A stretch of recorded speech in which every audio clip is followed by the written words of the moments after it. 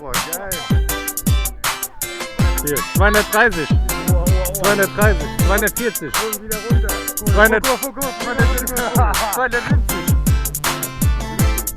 300 Fuß, Digga. Das müssten wir jetzt in Kilometer sein. Normal 300 Kilometer. Guck doch mal, Alter, wo ist der, Alter? Ich kann's nicht glauben.